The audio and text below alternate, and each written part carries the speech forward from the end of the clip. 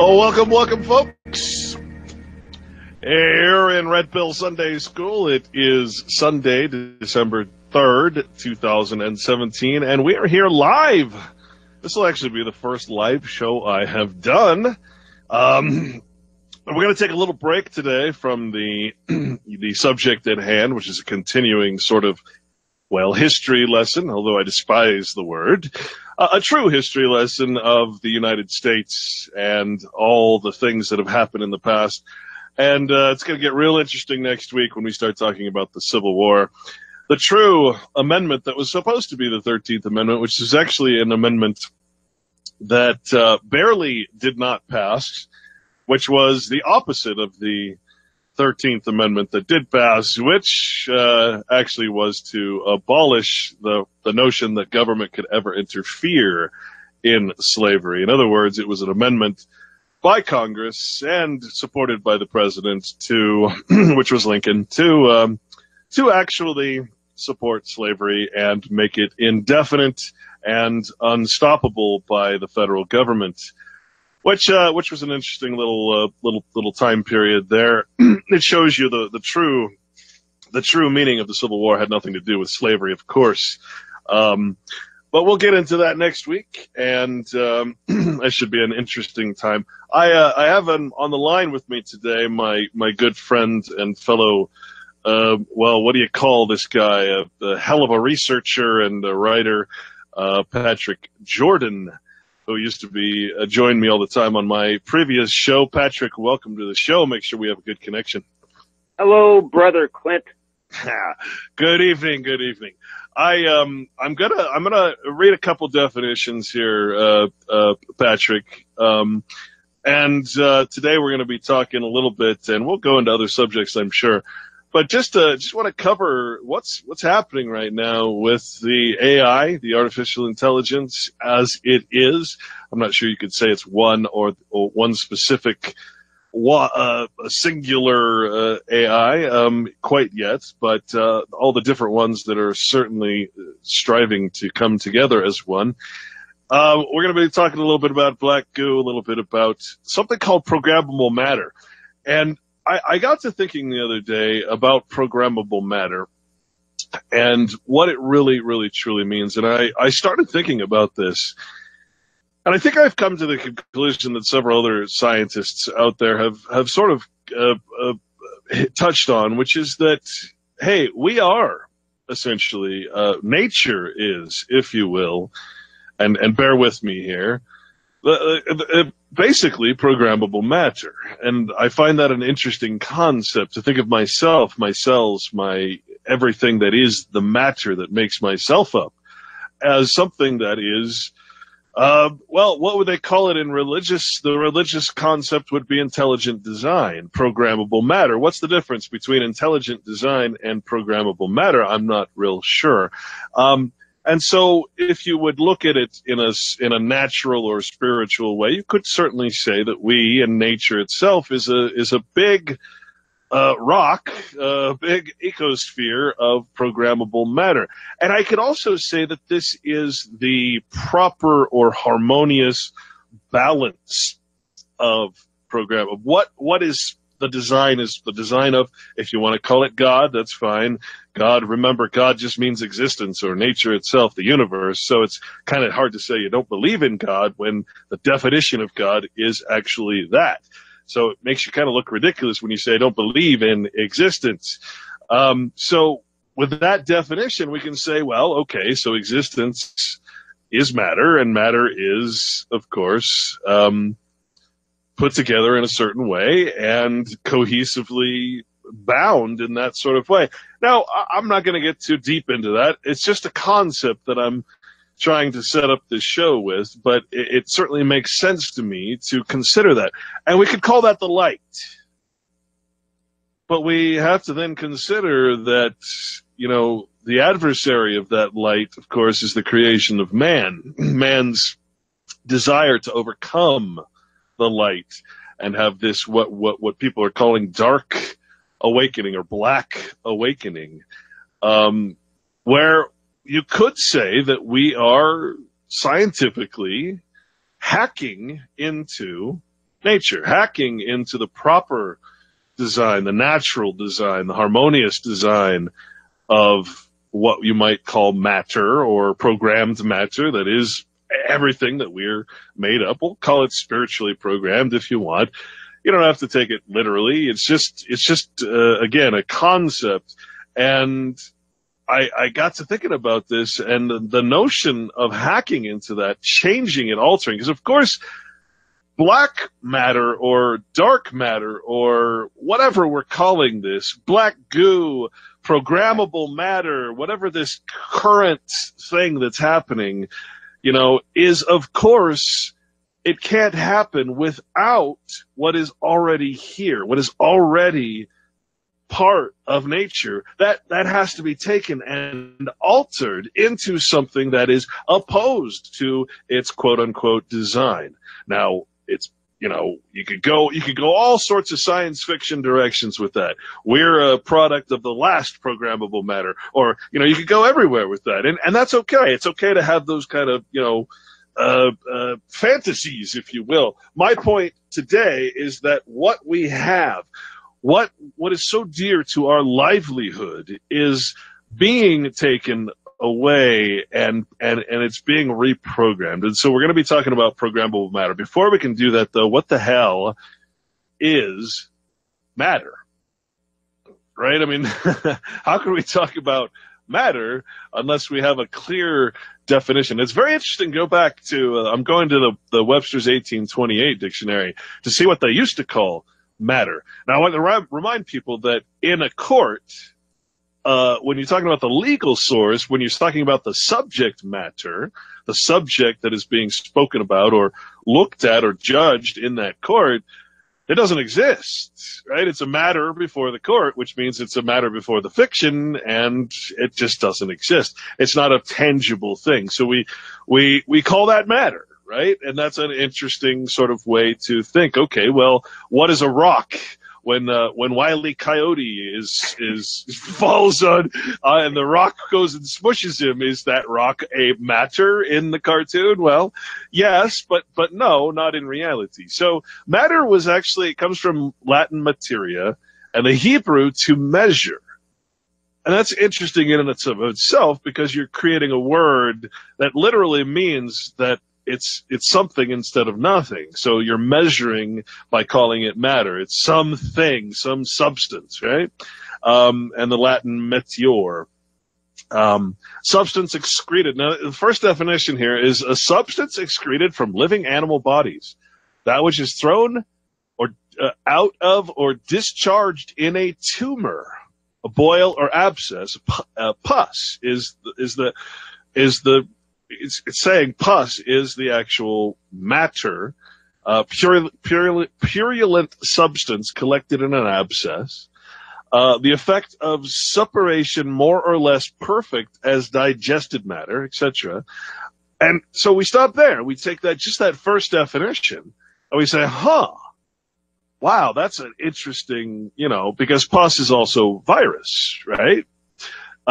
Viruses used to be defined as just pus.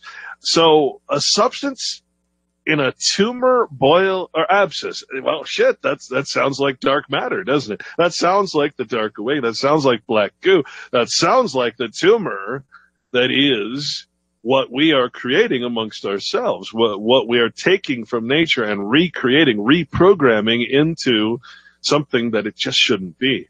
Number two, a body or substance extended, that which is visible or tangible as earth, wood, stone, air, vapor, water. See, this is all matter. Number three, in a more general and philosophic sense, the substance of which all bodies are composed.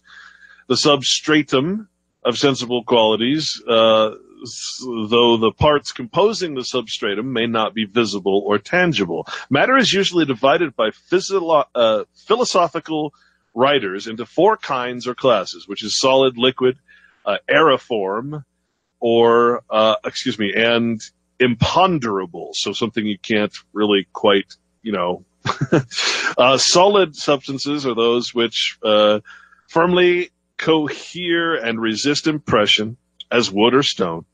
Liquids have free motion among their parts and easily yield to impression as water and wine. Aeriform substances are elastic fluids called vapors and gases, as air and oxygen gas. The imponderable substances are destitute of weight, as light, caloric, electricity, and magnetism. So we're saying that everything is a sun. This is why I'm trying to equate it to the notion of existence. Everything in existence is a matter, whether it has a weight or it doesn't. It's something that can be measured in some way. So, number 4, subject, a thing treated, that about which we write or speak. So now we're saying, again, like the court system, that a subject can be matter. So even what we're talking about today is a matter of what? A matter of fact, a matter of discussion, a matter of iteration, whatever. That which employs thought or excites emotions as a matter of praise, gratitude, and astonishment. And he gives an interesting thing here. The Son of God, Savior of men, thy name is matter, shall be the copious matter of my song. So the name of God shall be the matter of my song, the subject of my song, right? So this word has an extremely extended view. So we could say then that computer code is matter in this way. The electricity, what is keeping the AI alive, is matter itself. The very thing, number 5, the very thing supposed or intended, same thing. Number 6, an affair. So an event is a matter, a business, an event, thing, course of things. I'm going to go on. And that's what I was talking about, the time domain, which is so important to the legal realm, because nothing can exist without an affair, an event, an execution of a contract, some time period that is recorded. If they give you a ticket and has no time to pay it, you're never going to pay it. So you have to have this time domain, this false artificial calendric time domain, for any of this fraud in the legal system to work. As well as computers. They are, of course, on that calendric system. 7, the cause of any event, of any disturbance, of a disease, or of a difficulty. So a disease, well, that's obviously matter. We said it was pus. When a moving machine stops suddenly, ask, what's the matter? When a person is ill, we ask, what is the matter? When a tumult or quarrel takes place, we ask, what is the matter? I mean, matter is like, it's a term we take for granted, but heck, if we're talking about programmable matter, we're talking about programmable everything. We're talking about the Internet of Things, right? Number 8, subject of complaint, a suit and a demand. That's the legal matter, of course. Every great matter from Exodus 18:16. Every great matter they shall bring to thee, but every small matter they shall judge. And of course, has a deeper meaning. 9, import, consequence, importance, a moment. Number 10, space of time, a portion of distance. See, these things are the intangibles, the things that can't be measured in any way but through artificial means. Time. I have thoughts to tarry a small matter, away he goes, a matter of 7 miles. What is 7 miles, right? You can't, it's intangible, without these fictions that we have created to measure. And again, what is matter but to measure? A matter of record, right? A matter of the whole matter. There's just so many times that we use this word.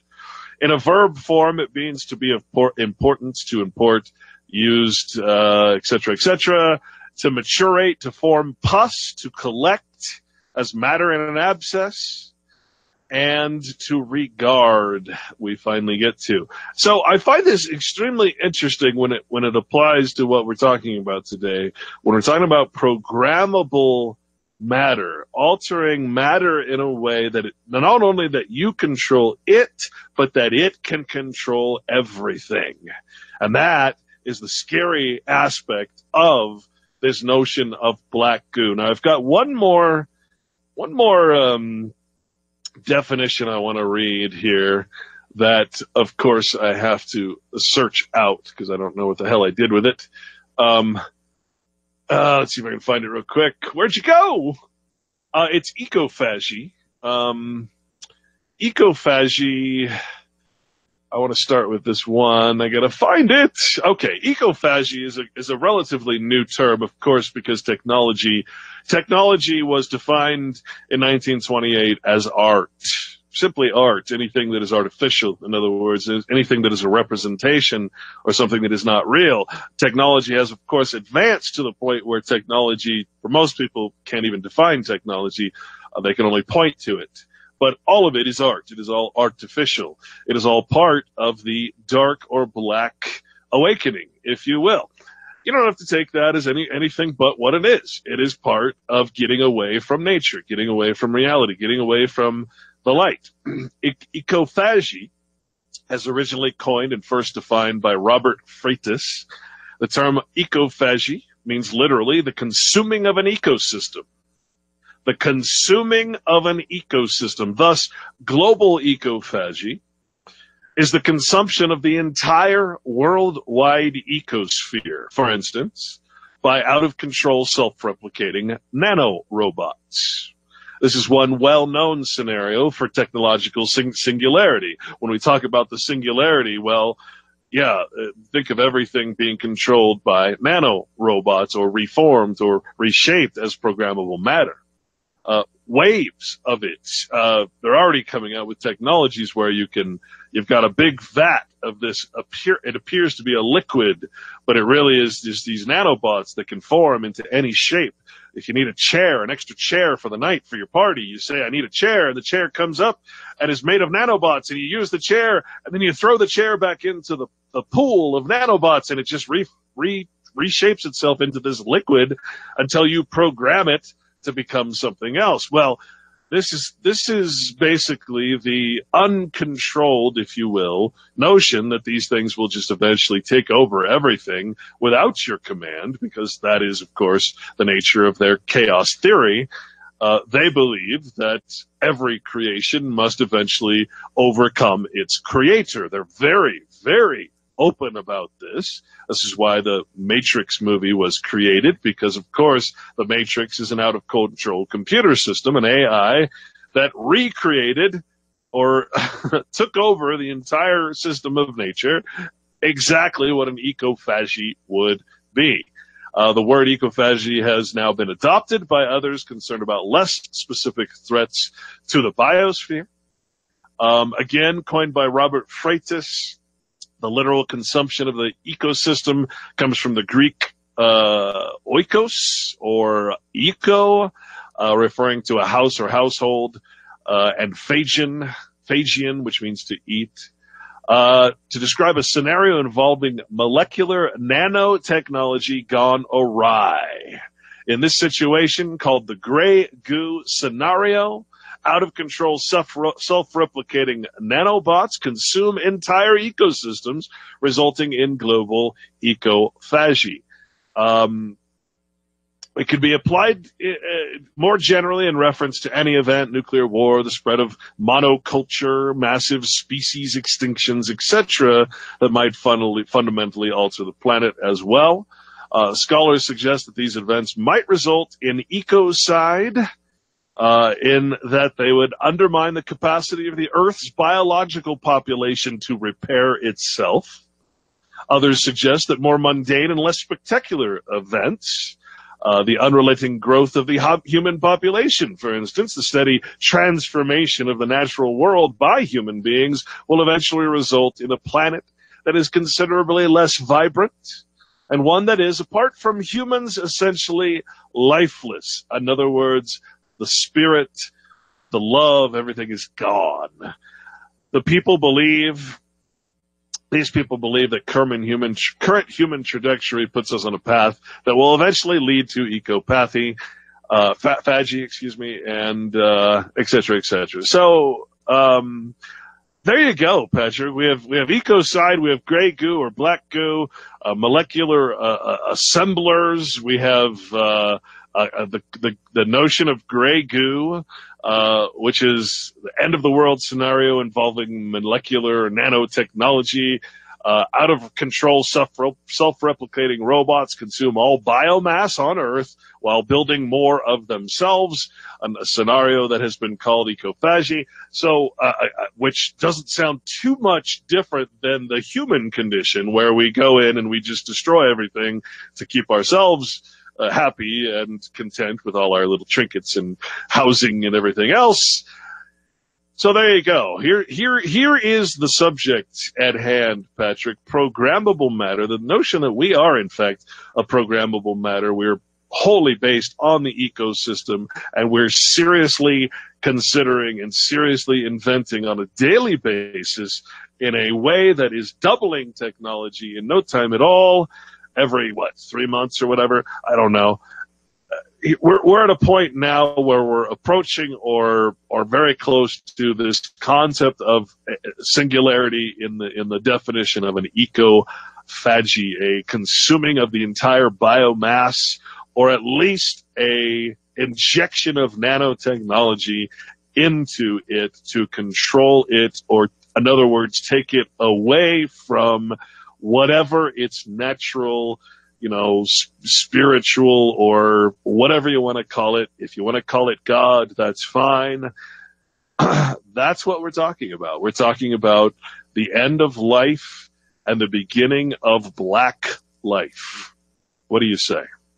Well, I think you actually defined your premise right at the end in saying, meet the new boss, same as the old boss. If human beings as a collection of entities are actually perpetrating ecophagy on the world and just absolutely, raping the planet, then it would only be like an existential fear of, oh my God, nanobots are going to take over and eat us. So the game hasn't changed, just who's on top. Again, the creation always takes over its creator. And then I've been taking notes, Clint, and what just amused the holy hell out of me is your quote when you were defining matter. I wrote down substance excreted from a living body. And, because I've got an associative mind and I'm really twisted, the first thing I thought of is, well, then that's defining that life is full of shit. But the visual image that popped into my mind was Neo coming out of the pod and into the sewer. So matter, when he came out of the Matrix, he was actually ejected into a sewer system. And because he was so atrophied, if they didn't come and collect him out of the waste in that sewer, he would have died. He could survive without the technology.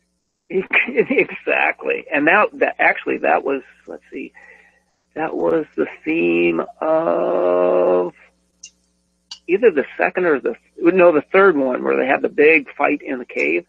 That was the theme of the third one. We can't live without machines.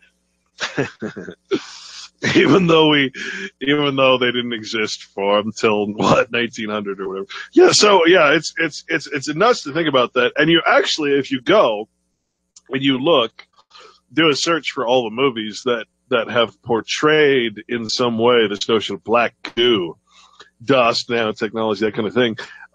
Black goo that forms, this programmable matter. You come up to hundreds, literally, of movies that in some way show this type of technology. It is something that they have been promoting. It's in TV shows. It's everywhere. I mean, it's literally all over the place, especially in music videos and this kind of thing. So it's very, very highly promoted, although people probably don't realize they're seeing it.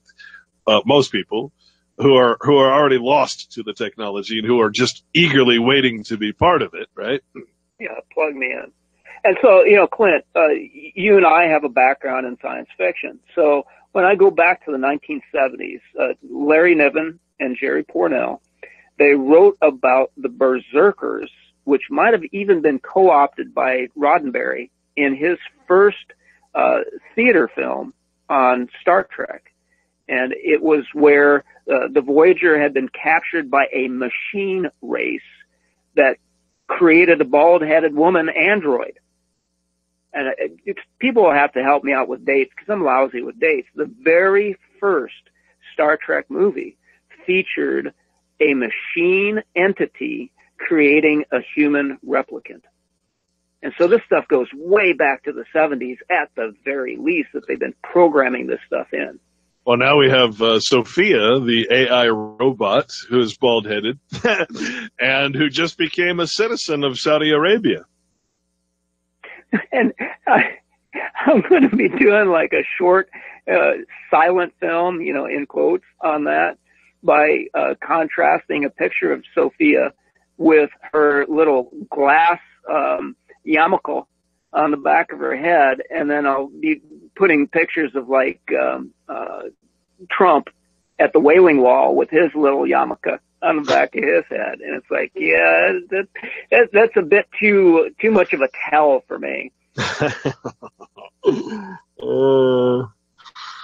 Well, this is all craziness, man. You have spoken before, I know, on past shows back at RBN in the good old days. We were talking about the notion of the biosphere, even the notion of the gut having its own biosphere, is biofilm or biofilm. That was the word, right? And I wanted you to cover that a little bit, because the notion that we already, the Earth is already covered in a biofilm, and that the stuff that we are doing is destroying that and recreating it at the same time. Okay, so yeah, let's jump right into that, because that was your that's what you want to focus on. I would like to bring some biology into this, and I will after I address your question. So here's, and this is deep, Clint.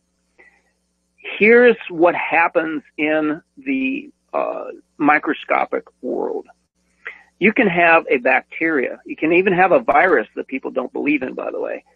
And they can be singular. Now, these things can replicate. The bacteria, if it's got a food source, can replicate on its own. It can do it by cloning itself. The virus has to have a cell in which to co-opt the machinery to make copies of itself, and then it kills the cell. So that is ecophagy in its absolute perfect, micro scale definition. So you can have singular units of these things, but as soon as they start to get together in numbers, it's the same phenomenon that you see with locusts. Now, your typical population of locusts, you could have like 100 of them at one time, and they will be a pest. But when you get to a certain population of locusts, there's little, they're like ridges on their legs. And when a certain population of locusts get together, they start to rub these ridges on their legs together because they're too crowded. And that sets up a vibration in their body that sets up a pheromone release that makes the entire population swarm. And I was just given like the scare of my life by one of our red hens that was talking about this organization that wants people to give data to the AI so that it can make predictions of what people are doing and thinking. And they call it feeding the swarm. And I'm going to tell you something, Clint. In nature, I have never known the association of the word swarm, whether it be piranhas or locusts, that wasn't an absolute disaster and threat to life. Well, let me comment on that, because one of the recent interviews that I saw, and I can't remember the guy's name, he spoke about that with the AI. He said that the AI is already now fully, that the singularity has basically happened in its infant stage, and that at this point it can't do anything. It's no good unless it causes humans to start doing its bidding. So, in other words, it's going to start making us do things. For instance, Bitcoin. Bitcoin was created by the AI, according to this guy.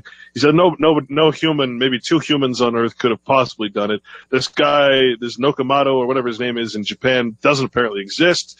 And his opinion is, and a lot of opinions, is that the AI was created by the AI, for the AI, et cetera, and it causes us, of course, to use that quote-unquote currency, and what it's built on is this thing called a blockchain. And I was very fascinated to learn that the blockchain is modeled after the human brain, the neuron, and that each block in the chain is actually something that it's a problem solved. Right? So when you're talking about a blockchain, just like the human brain, every problem we solve or everything we learn sort of is created as a neuron, I'm not scientifically inclined in this way, but it's like this chain of information, this chain of problems solved. And of course, once a computer solves a problem, it's always going to think that, okay, that is the ultimate solution, even if things change. So the more it grows, the more options for directions to grow it has. But it can only do that if it causes us to create this system of cashless, computer-based everything, the Internet of Things. Everything we do is recorded. Everything, all the money system, all the transactions. Every time we do something, it's creating a new blockchain. Every time, it has some accomplishment or learns something, it's creating a blockchain. That's why they call it a blockchain, because it's a self-learning, self-actualizing thing. But it can only do that if it can control us and cause us to do what you call feeding the swarm, right? So it's literally feeding the swarm. It's rubbing its legs together and causing us to do something. So we're the swarm. We're the cause of the swarm. So what you just described is the Ouroboros, the serpent that speaks itself into existence. That's exactly what you said was Bitcoin.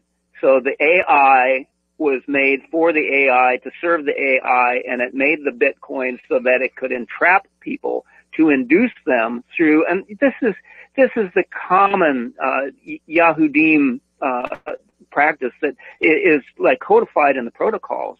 Gold is their power. If you have the gold, you have the power.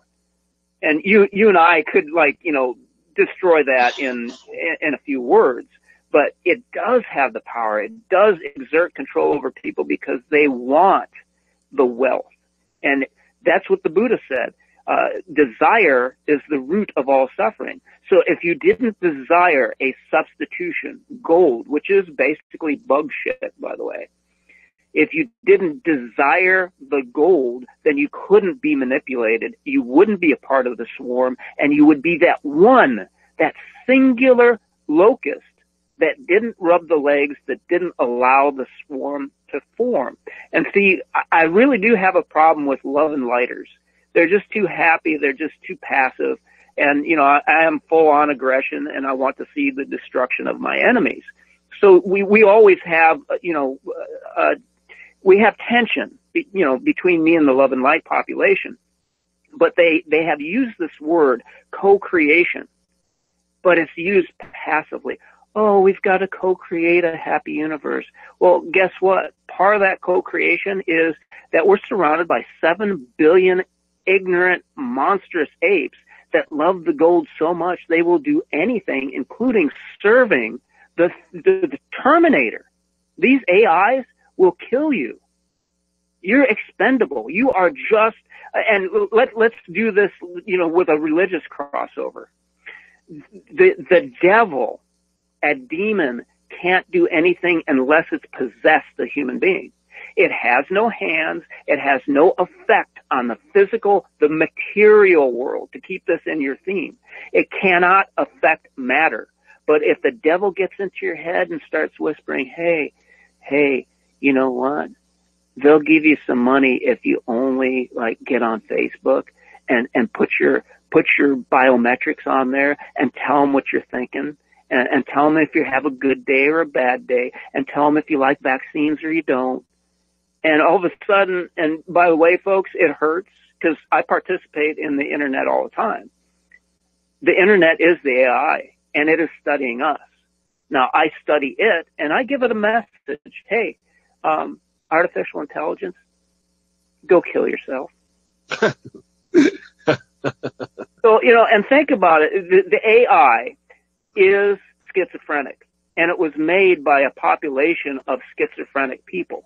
So the legend, Clint, of the HAL 9000 computer from 2001 that was freaking out and started killing its own astronauts, that's predictive programming, man, because this thing that we're talking about, it can't be normal. It cannot be benevolent. It is lethal. So freaky. We have to stop participating in it. That's my point. Yeah, that's my life message is we actually have to, as hard as it seems, we have to get away from it, and we have to, of course, we always, you know, get on each other's case about the we thing, but each of us individually have to get together as a we and get away from this thing and preserve the origin of the very source of our existence and protect it, at least a little patch of it, because without that, we're all going to die. We're going to, you know, it's going to be either take this technology or die because we can't live without it, because we've altered everything. Now, you talked about the devil, right? The mythical concept of the devil, the Satan, which just means the adversary, right? And of course, what is the adversary? It's man itself, because man, of course, is the creator of that which will kill himself or take him over, right? Make him part of the Internet of Things. So that boils down to contract, and this is why I keep saying, folks, everything is about contracts. The devil can't. What you were saying is the devil can't do anything. The devil can't do contract with the damn man. I'm writing that down. Devil cannot do anything unless you contract with the devil. What is the devil? That which is adversarial to nature, to reality. What does contract mean? From Latin, to draw.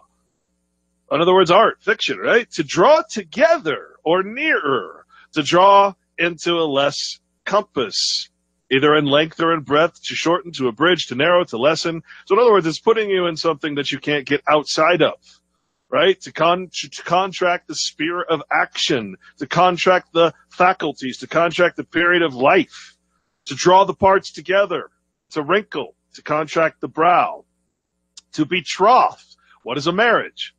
It's a contract, an affiance, right? The lady was contracted to a man of merit, married, in other words, to draw to bring on, to incur, to gain, to shorten by omission, to epitomize, etc., etc., etc., to shrink, to bargain, to make a mutual agreement. Well, when you go onto Google and you say, yes, this and that, and you say, yes, share my information, that's a contract. That's an end-user agreement. Just using Google itself is a contract with the frickin' devil, the adversary, that which is adversarial to life, reality.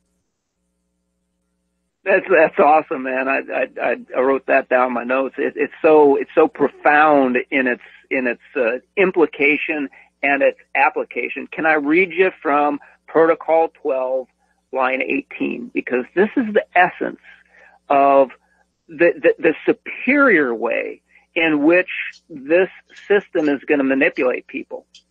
First, you have to manipulate a population with brutal raw force to pacify it. But once it's pacified, then you can simply make it do your bidding through words. And hold on, I got to put on my. You can just make movies and have false events on the news. You can have school shootings. You know, all you have to do is show them violence. Once they're already pacified, all you got to do, again, report from Iron Mountain, go read it. All you got to do is show them violence, show them public executions, show them blood sport, show them fake wars and fake terrorist attacks. That's all you got to do, because then they have it in their head. And once you have it in your head that you're more afraid of men than you're more afraid of quote unquote God or nature, the rules and laws of nature, then you're dead. You're gone. You might as well join the AI. Dude, you just explained Protocol 1218. That this is so elegant.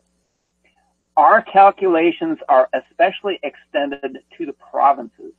It is indispensable for us to inflame there, meaning the provinces, those hopes and impulses with which we could at any moment fall upon the capital. And so this is the us against them. The provinces mean, you know, like anything outside of a developed area, anything outside of the city. So like the peasants, the farmers have to be afraid of the city folk. And we shall represent to the capitals that these expressions are the independent hopes and impulses of the provinces, which is exactly what the news does. It will tell you something. You have no idea whether anybody said it. You have no ability to confirm it, yet you hear on the news that North Korea has a bomb, which, by the way, folks, as far as I have read, it is my personal opinion that there could never be a detonating nuclear device. So it's all fake. Well, it has to be. It has to be like encased in some massive amount of cement or something that it could actually have the power to explode, like they portray. So, in other words, it would have to be there planted before. It's not just a bomb that's going to fall. In other words, so is what I understand. What we're saying, Clint, either way you slice the physics of it, they're still saying, "Ooh, be afraid of North Korea." Why? Because I said so, you know, and this continuity of government requires it. Thank you. Well, so what we're saying, Clint, is this is the control mechanism of all they have to do is put in fear or doubt into the minds of the people that were already prepared, and they will do the bidding of the AI. Whether or not there's gold at the end of the rainbow, it doesn't matter, because the fear and the doubt will motivate them to be the eyes, ears, hands, and mouth of the devil, because they already contracted with it. But people like you and me that know words, and words are used in spells. They're casting a spell, but we're immune to it because we know the words of the spell. It's like, I'm not contracting with that AI. I don't really give a rat's ass what happens in North Korea because I know it's all bullshit. Yeah, and this goes back to contract because, you know, again, remember, contract means to be married or wed to something. So citizenship, I keep trying to explain this to people, is citizenship is being wed to the state, being wed to the whatever you call your father, which is, of course, we fly the flag and seal of the United States, you know, this municipal corporation. And it's defined as an agreement or covenant between two or more persons in which each party binds himself to do or forbear some act, and each acquires a right to what the other promises, the mutual promise upon lawful consideration or promise upon lawful consideration or cause, which binds the parties to a performance, a bargain, a compact. They're either executory or executed. Now, how many times have I said that citizenship is called and referred to as a performance debt? You are required to perform according to that contract, which is a tacit, not an express. In other words, you're using the rights given to you, and therefore you are therefore under this unexpressed contractual relationship. So you are required. This is why the law applies to you, because you are acting under the agreement or covenant. And this is why the Bible is very clear when it says, take no other law than that of the law of nature. Never put yourself into any other contract. That's all it means. Never put yourself in a situation where you are stuck because you are using some form of property or technology, some form of fiction that's created by someone else, some property of another. Never put yourself in that situation where you are forced to perform against the laws of nature. And the law of nature is so simple, so beautiful, so absolutely incredibly simple, and yet it's a message that is lost on just about everybody I talk to. I don't know what it is, what it is, but people can't figure out that citizenship is just a contract with a corporation. That's all it is. And you can break it at any time, but then we go back to the fear. One of the guys that I'm having trouble with now is Bill Jocelyn. I did a couple interviews with him, and he started character assassinating me off the air because he didn't agree with me. And all I was saying is, look, you keep saying that they, who's they? They is us. We are they. They, the military, the police, etc., have a monopoly on force. And I'm like, well, first of all, show me that. Show me where that's defined. Monopoly on force. See, that's a fear. That's the fear mechanism that keeps you stuck. Show me when a gun has been pointed to you. Show me the time where you were forced to not act, right? Even if a gun's at your head, are you really? No, it's the fear of what will happen if the gun is used. The gun's pointed at your head. That's just fear.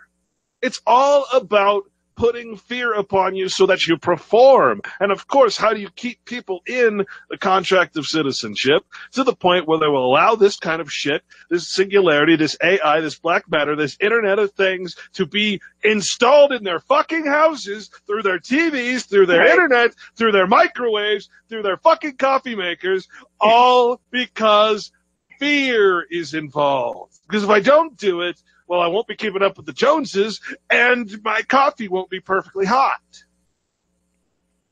Fear. Fucking fear. That's all it is. And that on the topic of coffee, because I always have picked on you for the use of the word we, and then you said, well, if you buy a Starbucks, the powers that be have a tax on that. You're not only buying their product, paying for their product using their debt notes, but you're paying a tax on it, and you have just funded the cops and the Congress and the guns and everything. And so, you turned it around on me to say that if we do participate in this system, then we are, as Deuteronomy 22, you bid peace to the city that you come to. If they let you in the gates, then you exact a tribute on them for life. That's taxes. So the taxes are paying for the military occupation. So you're actually paying. The taxes aren't like a privilege. They're not some kind of blessing. Oh, I paid my taxes and I got a road. That road, the interstate highway system, was built, I think, by Eisenhower, who was a military general, who was an admitted Yahudim, for the express purpose of getting the military from one coast to the next. It's all been military. We pay for the police who beat us up. We pay for them. Oh, all right, because this is Sunday school. I'm sorry if this is a family show. Yeah, but it's red pill, so cussing is allowed. And so, Clint, it's Sophie's Choice. Now, I've never seen the movie, but I heard the premise.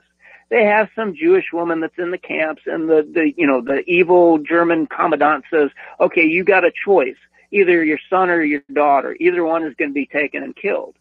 And it's like, well, you always have the third option, to not choose.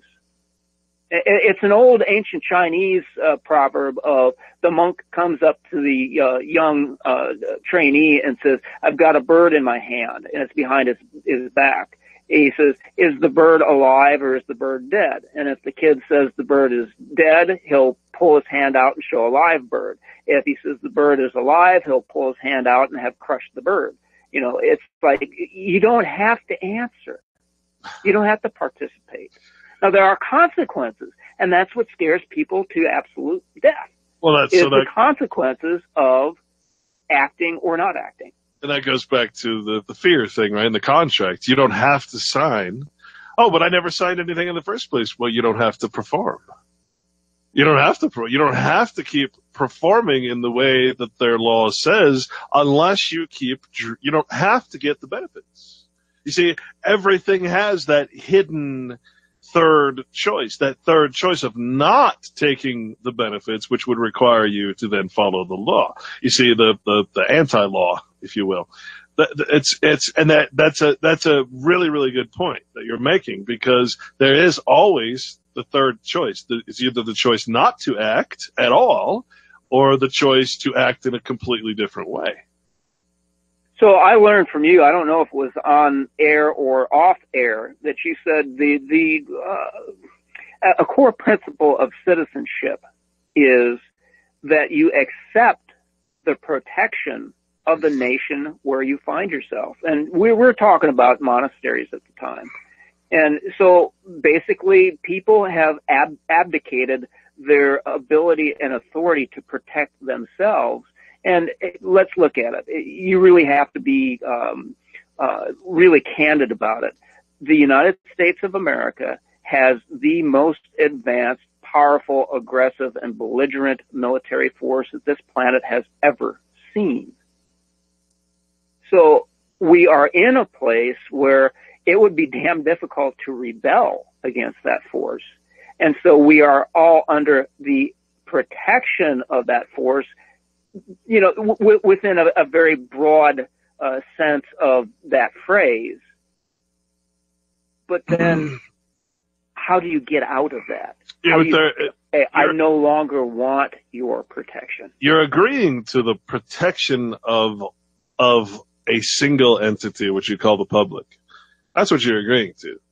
So if you stand out from the e pluribus unum, out of many one concept, if you stand out in any way, that is when you're taking the protection comes and gets you. But it's not that you're getting a singular protection. Yes, you're given artificial rights, of course, that none of them which will ever affect the AI or affect the right giver, but you're basically agreeing to the protection of society. Society is a singular entity. It is not you, it is not me, it is the continuity of fucking government, in other words. So you're agreeing to the protection of that, and that means that you have the right to be put in pain, punished, taxed, licensed, and extorted in every way.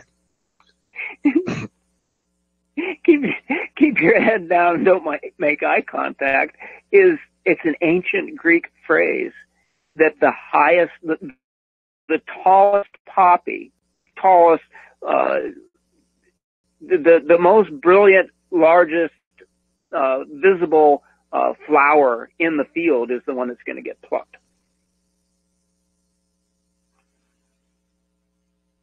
True. So do you want to get back to biology, Clint? Well, certainly, Patrick. Okay, so here's how it all breaks down, because you're talking about matter. We live in a material world. Now I'm going to diss David Icke, just opening up this entire exploration into this concept, because he likes to preach life is vibration. Don't worry about the material world. Life is vibration. Well, when you go into physics, molecules, well, we can do it with atoms, but molecules are more amenable to this tripartite kind of motion and frequency. You got vibratory motion, where a molecule can just sit there, and even ice, yeah, it's frozen. Steel is it's frozen matter, and it's solid, but still there are like just nearly imperceptible vibrations in that ice, in that rock, in that piece of steel. There is vibratory motion. There's also rotational motion, like in water. The water molecules are just like circulating around each other as if it was like some kind of computer animation.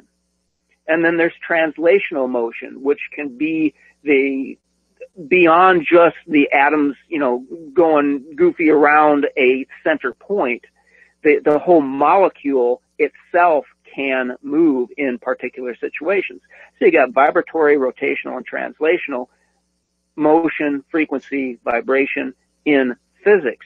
And to limit ourselves and say, don't worry about the material, which is where, we're experiencing this demonic control. It's all about vibrations, and, think about it and co-create your own universe is, to me, it's dangerous thought, because we live and we operate in the material world.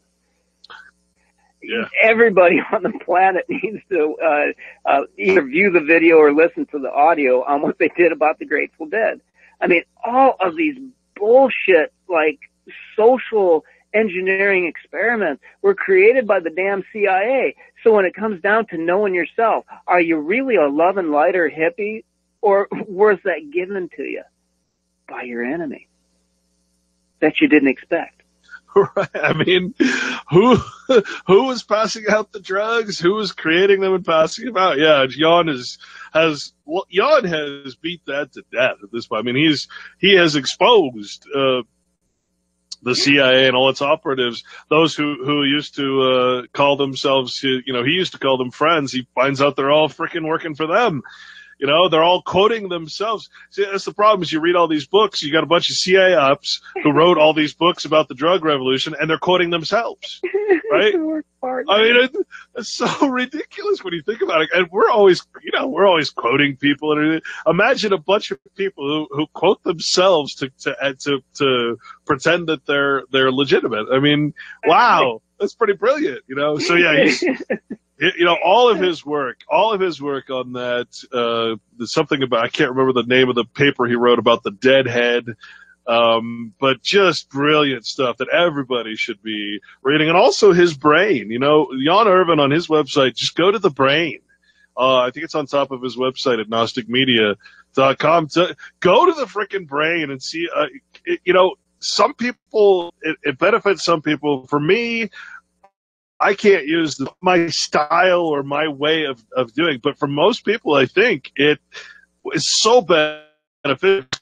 Everything connected like a freaking neuron, like a blockchain, and every name will connect to whatever you're looking for. It's amazing. It's just, I think it's only for certain brain types, right? So it's hurtful to me because one time I was talking about this one doctor.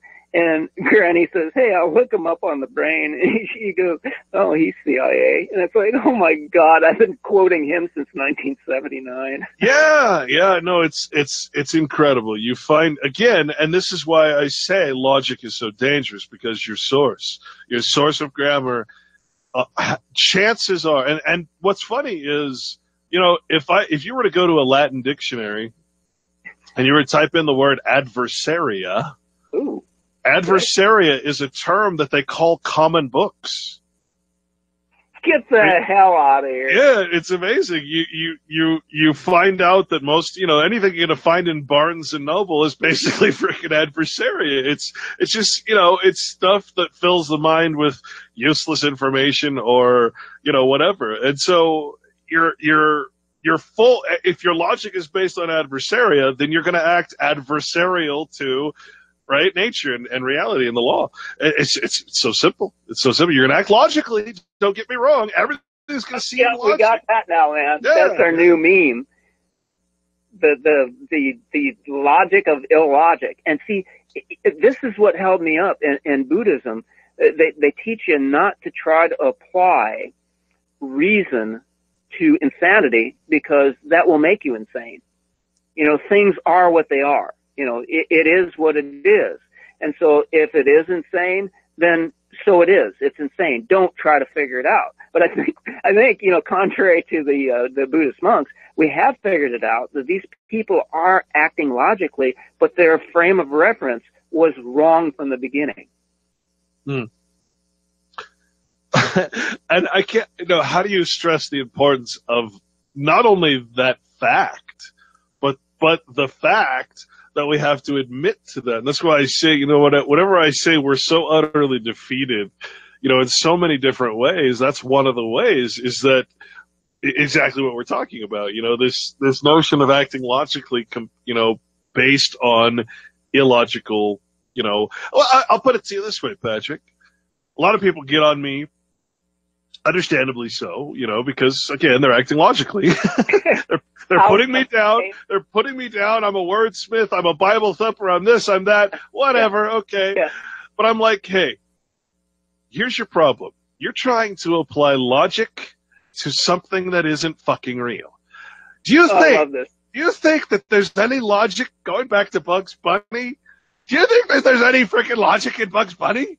Do you think that fiction is based on logic? Do you think that you can actually reason out fiction in any other way than to go back to its source and understand their purpose of why they created it? I'm having chest pains. So, Clint's always talking about words and he's defining terms, and there's something wrong with him because he wants to know what words actually mean before he says them. That's illogical. Somehow that's fucking illogical. And I'm like, what, are you crazy? I don't even know how to respond to that except to say, you know, I don't know the response except this is how I feel. I'm like, but you're using logic where it can't apply. When I say that you know, there's no logic to money. There's no logic to anything. Good God, just read by Sandra Spooner and get over yourself. So I can explain this, Clint, because I've applied myself to this for such a long time. When people are confronted, and I'm going to tell you something right now, people do act like they're under hypnosis. And again, we can give a shout out. LSD is not really a hallucinogen. It's actually a drug. Granny Annie, when we were talking about it, Jan had said that it opens you up to suggestion. So Granny said, so then it's a suggestogen. Well, and people are so open to being told what to do that they don't have the capacity then to make, and I'm going to say it, a logical decision and choose for themselves. And the sheer terror of making their own choice is what prevents them from saying, okay, Clint, tell me the words, because I'm not afraid to say I was wrong. And if I do say that I'm wrong, then people like you and me, Clint, which are, by the way, unique in the world, will then go on to say, then if I can improve myself, I can improve the world. And nobody wants to do that, because then you got to go up against the entire power structure of this universe. You know, it's okay to say we're unique. It's more accurate to say we're nuts enough to put ourselves in a situation where, while everybody is supporting fucking LeBron James and Magic Johnson because they can play a fucking sport, we are struggling to even get people to listen to us and support us. We should be the freaking priest class being put up on and being taken care of so that we can do what we do and not have to worry about freaking living. But instead, you, me, Jan Irvin, and everybody else is begging for fucking donations so we can live and eat and have a roof over our heads while we try to help people. It's fucking nuts the way it's set up. But trying to fix the world that doesn't want to be fixed. So yeah, I mean, there's that's the petulance that I just can't stand. There's nothing special. And I brought the hypnosis thing up because I get distracted. I distract myself. The hypnosis thing is this, Clint, that I no longer give anybody a free pass. Everybody can see chemtrails. They choose not to. Okay, so if you see chemtrails, then you know there's something wrong, and you know that you got two choices. You can either submit to the Santa Claus trauma and pretend that Santa Claus still exists and ignore the chemtrails, or you can fucking do something about it. But doing something about it puts you in the class that we're in, which is not acceptable. If you do something, you are going to be protected. They're going to come and kick your ass if you try to do that. That's basically how protection works, right? So, you know, you said something really interesting, because I just put some pieces together in my head. Now, I've interviewed and I'm friends with Ann Blake Tracy, and she wrote the handbook on, you know, she's an expert witness at trials that are, like school shootings, and the Phil Hartman case she was an expert witness on, and she wrote the handbook on drug reactions, basically, and how they work. Man, it's called Prozac Panacea or something. I can't remember, but I have the book around here somewhere. She says in there, and I won't say she says, she reveals the research that says that LSD is actually just one molecule away from was it Prozac? One of the antidepressants. Wow. Was only one molecule off from LSD, which is why they could could use it pharmaceutically because it it. wasn't illegal, right? So, and you say, well, LSD, or Jan revealed that LSD is it puts you into suggestibility. And here we have people, she goes on every case, every single school shooting, the Phil Hartman shooting, all these cases that we hear about, there's always some guy on some antidepressant or anti-this, antipsychotic. Oh, that's what it was. Antipsychotics are one molecule away from LSD. So, in other words, what we're talking about are a bunch of hyper susceptible people on drugs similar to LSD that cause you to react in a way that is really not, it's turning off the elements that would stop you from otherwise acting. In other words, it's just mind control. It's drug-induced mind control. Right? Without a doubt. Yep.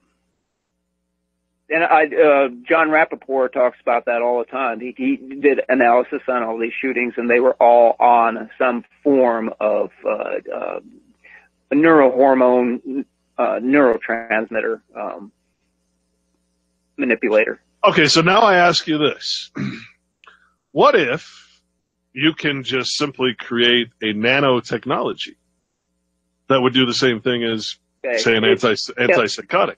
Yeah, we're keeping on the theme of getting rid of the soul, because so like antidepressants, what they do is they destroy affect. So affect is like having appropriate emotion to a given stimulus, but the antidepressants actually they erase that. You have no emotion. You don't react, and so.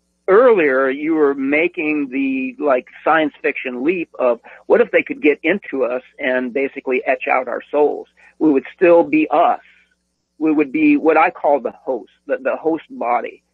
But the essence of who that host was would be gone then. Huh.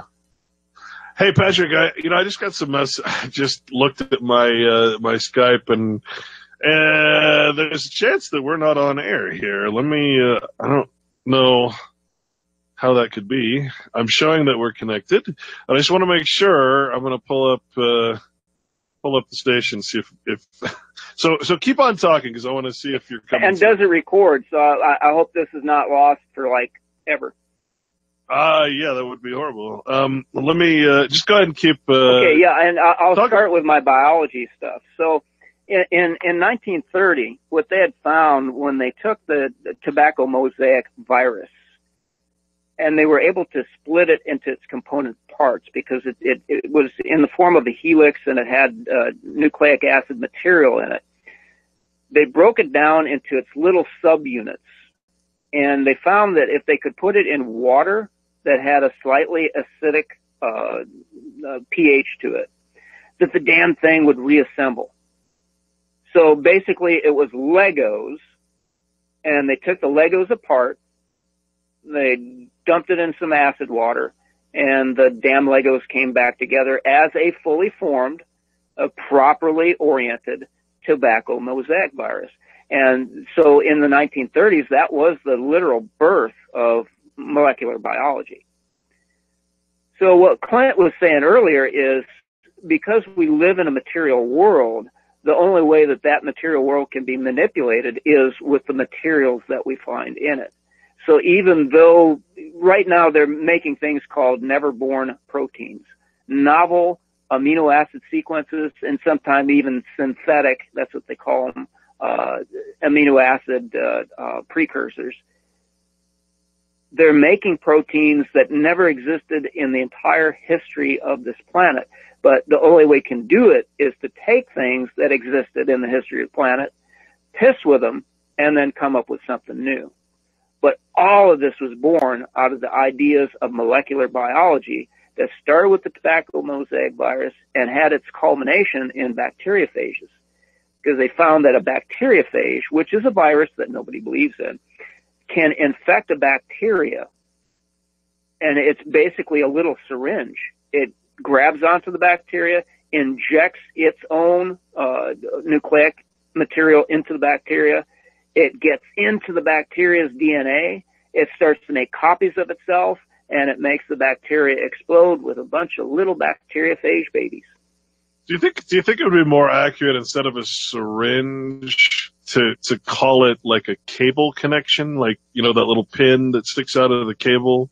I like it. I like it. Well, and you know, the reason why I use mechanical analogies is because it does squirt its own code in there. But if we were going to go to an electronic analogy, well, data is code. Yeah. So we can go either way with this. Yeah, yeah. And are we on the air, by the way? Apparently so. Apparently her computer crashed, and she had to reboot at the very beginning. So you probably just lost my rant somewhere, so no worries. Okay. Well, and she did, or the entire listeners? Sophia was behind the AI. The AI. Oh, okay. Yeah. Okay, it's all and good. so All good. We're on. What they developed then, Clint, and this is what everybody has to realize by watching a lot of rerun episodes of Stargate from the beginning, but especially focus on the episodes with the replicators. Replicators is actually a word that can be attributed to the archons from the old Gnostic texts, because these creatures, they don't have the power of creation. They can only do the simulations. And so they replicate, but they can only replicate what already exists from materials, matter that was already there. So the scientists then start to take a look at, you know, from the virus level up, these, and you got to call them self-assembling nanomachines. That's what tobacco mosaic virus was. You take Legos apart, you throw it in some acid water, and the damn thing comes together like magic. Well, they started looking at things like bacterial endotoxins. And if you take the component parts of a bacterial endotoxin, you know, you disassemble it, and then you put it back into solution, the damn thing will reassemble. And so, you know, all this nanotechnology, you wonder, did it come from aliens from outer space? Well, it might. I can't comment on that. But one thing I do know is they looked at life as we know it. They looked how it operated, and then they said, hey, we can co-opt that. And even though, you know, I view endotoxins and bacteriophages and bacteria and viruses as potential weapons, they turn them into literal weapons to be used not by quote-unquote nature, but to be used by the human beings that looked at nature and said, hey, that'd make a damn good weapon. So I got a trip for you here. Trippy word that you use. You said a replicant, right? Mm-hmm. Do you even know what that is? Here we go. So I think replicant. I immediately think of Harrison Ford in the Blade Runner, right? Okay. He has to kill the replicants, which are the clones that are out of control, basically. What is replication? Replication is a noun. And it's replicatio in Latin. It means reply, or see. It says see reply. So you get the root, which is reply, replication. It's an answer. It's a reply, particularly. It is return or repercussion of sound, etc. Right? So let's go to reply. Well, what's the root of this word? To fold. Remember that word? Oh my God! You gotta be kidding me. Yeah, to fold, that has to do with evolution, of course. That is to turn or send, to answer, to make a return in words or writing to something said in or by another, or an answer, same thing, to return for an answer. What did we say at the beginning? What did we say at the beginning that a blockchain was? Oh, yeah. What is a block? A block is an answer, a solution, if you will, an answer to a problem, and every answer. So, in other words, we are creating the AI could be called a replicant. It had to come from somewhere, and we could spend an entire show on its suspected origins, but it came through the agency, and that's another one of this overall thrust of your and my work. It had to come through the agency of man. The devil had to have hands with which to manipulate the material world. Yeah, well, everything that we do is an answer. I mean, essentially everything we do today is a fucking middle finger to God or nature, basically, to be, to accurate. Think about it. Everything that we create, everything that we do, every action we take is an answer to something. And in this case, literally, our answer is that we're no longer satisfied with reality. We are, to answer is to perform, right? Can I read to you from the first Matrix movie? To answer is to solve. Yeah, go for it. Morpheus says, the pill you took is part of a trace program. It's designed to disrupt your input-output carrier signal so we can pinpoint your location. Neo says, what does that mean? Cypher says, it means buckle your seatbelt, Dorothy, because Kansas is going bye-bye. And then Neo sees the mirror doing the weird stuff. Neo says, did you? And Morpheus says, have you ever had a dream, Neo, where you were so sure was real?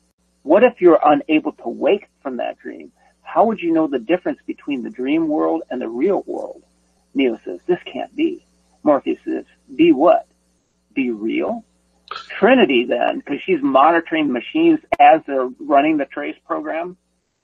She says, and I've been on this since the moment I saw the movie, because I was doing, I've been exposed to court records from the 1800s. Trinity says, it's going into replication. Wow. Now, Clint, back in the day, these people that were involved in court cases in the 1800s had superior knowledge. And I'm talking just a man and woman off the street. They had superior knowledge of the way things were done in court. And a case would be adjudicated on, but there would be an issue that would be outstanding. And then you would see the slip of paper that would come up within the court case that would say, it is now in replication. In law pleadings, to the reply of the plaintiff to the defendant's plea is a replication. Here's so this is why I say that the only thing we can do at this point is it's like sacrifice. I don't know how to say it. Sacrifice all the pleasures and joys that we get from technology. And I think the only thing because we're so corrupt, we're all so corrupt, we have to admit it, we're all based in technology at this point. And the only way that we can really truly stop this cycle, I think, in my personal view, is through our offspring, our children. I think that's the only thing we can do, and that is to keep them away from it entirely so that it never infects them and gives them this, sort of course that sets them away from their natural course. And I'll use the Matrix right back at you, and say, hey, look, when he sees reality, when he sees nature for the first time, and that the Matrix is gone, that all the comforts and joys and the clothes and everything is gone, and he has to eat, this goop for food, right? When he sees that, what happens? Well, there has to be an apology issued. So Morpheus says, I feel I owe you an apology. Right. We have a rule. We never free a mind once it's reached a certain age. Dangerous. The mind has trouble letting go. As long as the Matrix exists, the human race will never be free. As long as the AI exists, as long as technology exists, and whether that's a self-thinking AI, or we go back to the 70s and 80s when it didn't think for itself and we were the ones contributing to it, building it up to this point. That's still an artificial intelligence. It's just using us to build it, right? Either way, we're talking about a matrix. Matrix is just an artificial womb. It's just an artificial place, right?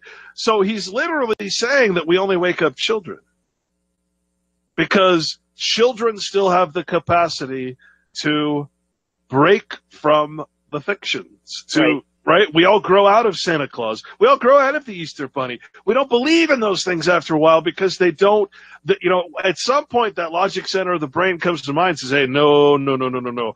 There's no reasonable way that Santa Claus comes to every fucking kid's house down the chimney, that fat man. No way. It's not going to happen, right? It's a lie.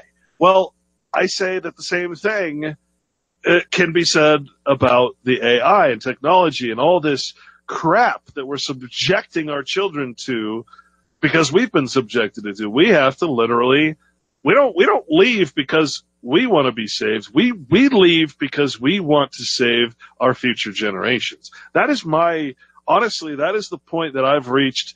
That is the only answer. We're going to have to sacrifice. We're going to have to do things that we're not going to like, and we're going to have to. It's like a heroin addiction. This stuff is. We're going to have to go cold turkey, and we're going to have to get away from it at some point. We're going to have to make that choice, only so that we may save our future generations. Because what's the point otherwise? Because I talk with people from all over the world, all different kinds of experience, and a lot of people are into prepping. They're into living off the grid. And some people always harangue me, you need solar. And I looked at my energy needs. Good God, do I consume a lot of energy? Yeah. But if I was to go solar, the cost to provide my energy would be so prohibitive. But then it's beyond money, Clint. I started looking seriously into solar technology. But it's high tech. And some of the best panels out there are based on gallium arsenide technology, which is semiconductor stuff that I used to work with in the 1980s. And it's so high tech. One of the machines that we had to make these damn wafers, and we weren't making solar panels, we were making computer chips. One machine cost $1 million. So I'm looking at how do you break away from the system? Well, going off grid helps. But if you're still using grid technology, meaning the ability to make a gallium arsenide solar panel is still their technology. It's still their material. And if it breaks down, you don't have a chance in hell of repairing it. So we must get back to nature and work with nature. And it's going to be difficult because I do spend a lot of my time out in the out of doors, and it's not really a friendly place. Well, whether there chemtrails or not. It's not friendly to someone who thinks it's logical to use electricity, right?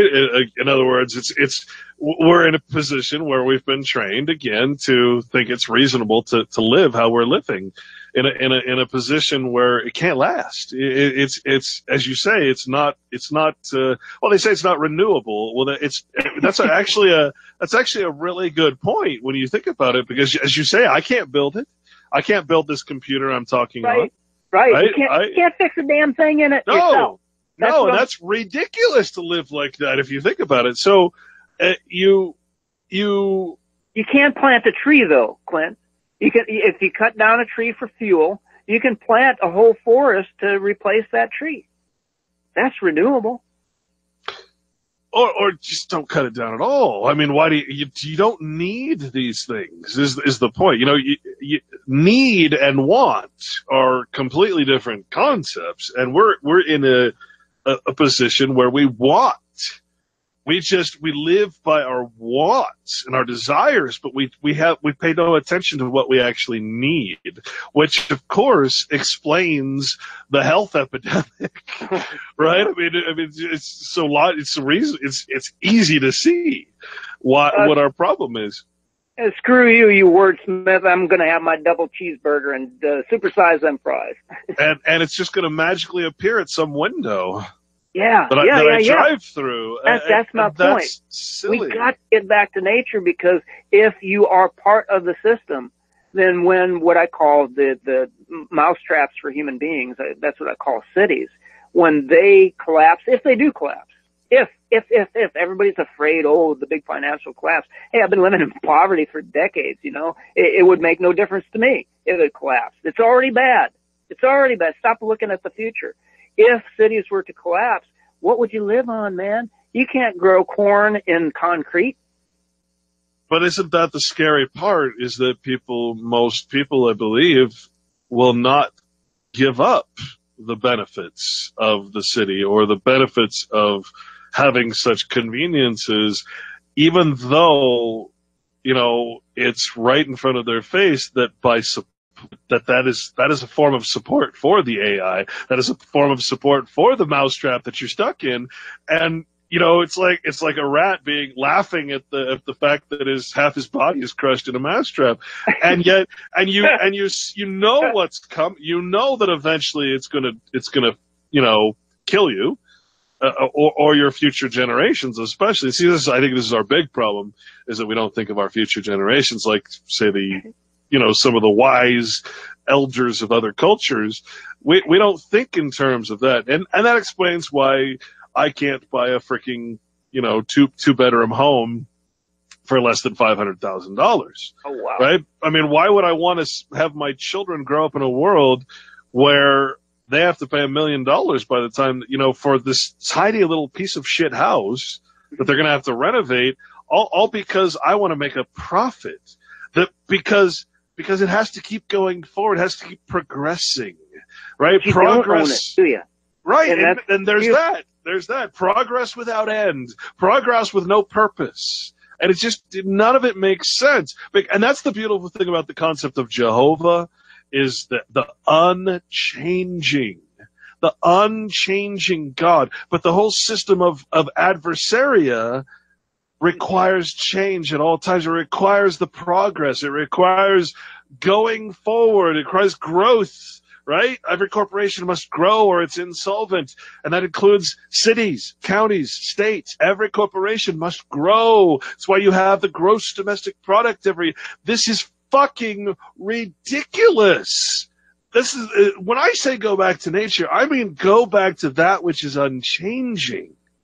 And don't change it. Yes, I understand you have to cut down a tree or two to make the wood to build your house. But other than that, preserve it. You are the protectors of nature, and you're being forced into a false sense of protectionism by the state, which seeks to destroy nature, the corporate structure. Let's go all Amish, because the Amish actually say electricity is the devil. So I agree. A lot of them actually shun spark plugs. So if you didn't have a chainsaw, has anybody ever cut down a tree by hand? Because I have. And it's like, good God. This is why I say nature is not too, forgiving, and it's really rough out there. I've done a lot of hand labor, and if you're so, Morpheus said, people are so inured in the system that they will fight to protect it. If you can't have your chainsaw, would you even bother to cut down a tree to make the lumber to build your house? Well, answer me this. Now, if you had a society of people that would help build your barn, right? I think that would be a lot different. You could work 2 or 3 hours a day instead of 8 because everybody's doing their own thing, right? And helping each other. But let me ask you this, man. If I were to compare the cult of what was that cult that the guy was the spiritual leader of the cult, and he had them all take poison at the end? Oh, Jim Jones. Yeah. So what's the difference between our society and obviously we're working towards this utopian society where we've solved all the energy problems, all the oil problems, but in the meantime we have to literally kill ourselves by destroying everything that supports us. Right? Isn't this just a big fucking poison pill that if we keep expanding, if we keep growing, and if we keep, using all of our resources, that we can finally attain some spiritual, wonderful utopia? But wait a minute. Everything's fucking used up at that point. How do we possibly find a utopia if everything's destroyed? Right? I mean, isn't this just a freaking cult that we're taking a poison pill so that we can? The beautiful thing is, they just started the Church of the AI. I know, So I know. the very thing that you open this show with brings us full circle to the cult of the serpent that spoke itself into existence, worshiping itself. Yep. And I hate to get all biblical, but this is exactly what the Bible talks about. I mean, this is to the T. This is quote unquote prophecy, and prophecy is nothing more than saying, "Hey, if you're stupid enough to do this, this will happen." I mean, that's all it is. This is fucking prophetic. I'm sorry if people don't like that, but this is exactly what. Maybe the AI is Satan. You know, it's man's creation, obviously. I don't know if it's Isaiah or Revelation, or if it's Revelation quoting Isaiah, but it's talking about the whore of Babylon, and come out of her, O my people. I often think of that because our only solution is to get out of it, stop participating in it. Like I said, Clint, I think sometimes we are viewed as scolding people. And a lot of times I kick ass and I don't even bother to take names. So, I am a badass. But what we're doing is we're putting out information out there so people can realize what it is that they've been immersed in, because nobody's been telling them the truth. It's always been occulted. It's always been hypnosis and sedation. And this is their, shaking them awake and slap them in the face. And I actually forgot what the hell I was going to talk about. What did you just finish saying? I triggered on it. I don't know. Dude. I didn't take notes. I don't remember anything I've said on this show. What are you talking about? We were talking about killing ourselves to achieve the goal. Oh, my God. I had a point to make, and I always do the backstory to set it up. Oh, well, keep going. We're killing ourselves. Oh, well, it's just, and there's the other aspect of it, which is what we're going through now, which I call apocalypse. Because when you look up the word apocalypse, it's knowledge, actually, is all that means. So we're actually, let's take Alex Jones as an example, right? You have disclosure without reaction, or disclosure without punishment, or disclosure without, so all the things that these guys are disclosing to us, they're, no one's getting in trouble. No one has ever gone to jail because Alex Jones exposed something. Nothing's ever stopped because Jones, right? It's disclosure without purpose, or disclosure without effect, so that could be, in my opinion, this concept of apocalypse, right? And then I also ask, hey, what is the Antichrist? If the Catholic Church, if the Pope is literally defined, if the Pope is defined as the Antichrist, or the replacement of Christ, the vicar of Christ, i.e. Antichrist, which is what anti means, well, then what is the Antichrist to the Church? Right? What is the Antichrist of the Antichrist? I start to wonder if it's actually something good. And dude, because you exposed on earlier programs what Defender of the Faith meant, and it's like we live in dog Latin opposite day. Nobody knows what end is up. And I think I remembered my point. My point was this: is that if you're working for the man, you are part of the AI. You're supporting it. Society was built for the AI. Infrastructure was built for the AI. Every man, woman, and child on this, whatever we're on, flat earth or sphere, doesn't matter. Everybody in this plane of existence is serving the beast or working for themselves. And with that knowledge, which again, the church would call apocalypse, right? The apocalypse would be knowledge. Knowledge would cause people to stop attending and being members of such an artificial person as a corporation as these religions are, right? So to them, the apocalypse is a horrible thing. But I'm thinking, wait a minute, if apocalypse means true knowledge, wait, what was? No wonder you're afraid of it, you religion, you false god, you right? And now you say, as you said, we have the church of AI. Yeah. So this is just the new Babylon, right? Worshiping of false gods, right? Instead of nature, you're worshiping anti-nature, right? So what's the difference? No wonder the church is afraid of the Antichrist or the Oh man. the apocalypse, right? Because it's was it Mad Magazine or Crack Magazine that had Spy versus Spy? Because within that series, they would have a counter spy, and it's like, as a kid, I had to like pull it back and go, "Oh, that just means he's back to being a spy." Oh, forget which side you're on. Yeah. Yeah. Oh, good God, that's I'm writing that now. Yeah, that's the whole Jim Jones thing. Forgot what side you're on. I like that. Well, I'll tell you, man. We've got about 7 minutes left here. Okay. What? I don't know if we've come to any solutions here or not, but it's I think it's pretty obvious what needs to happen here. This thing needs to be shut down, right? I mean, are you willing to give up Skype? Are you willing to give up your email? Are you willing to give up these things, streaming video and that, to save your life and that of your future generations? That's the question I guess we have to pose here. So what I wrote to some of my red hens was this. Clint.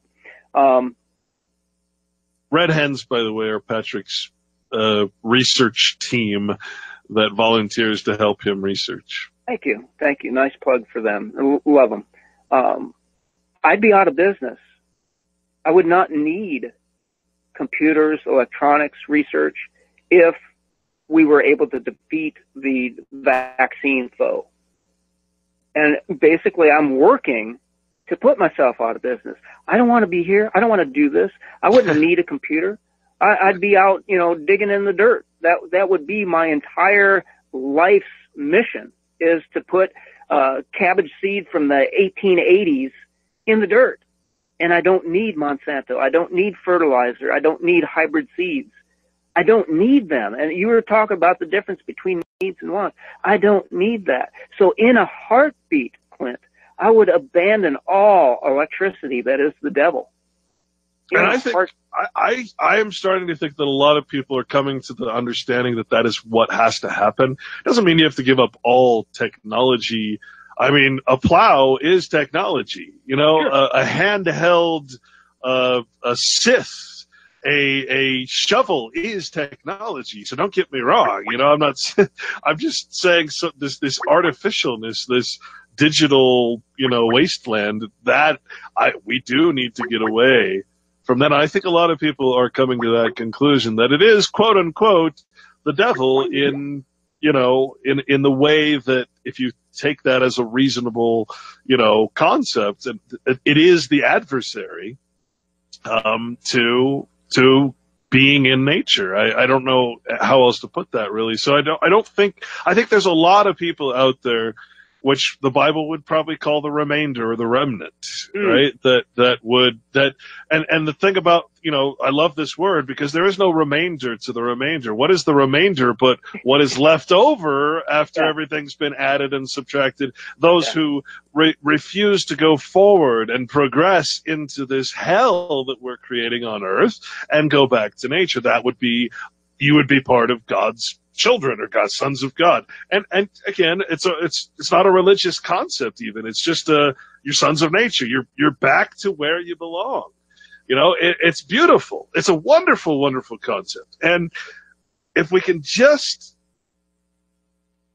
I don't know where to end this, except to say Patrick's website is vaccinefraud.com, and what we're really talking about here is a corruption of the blood, everything that you inject.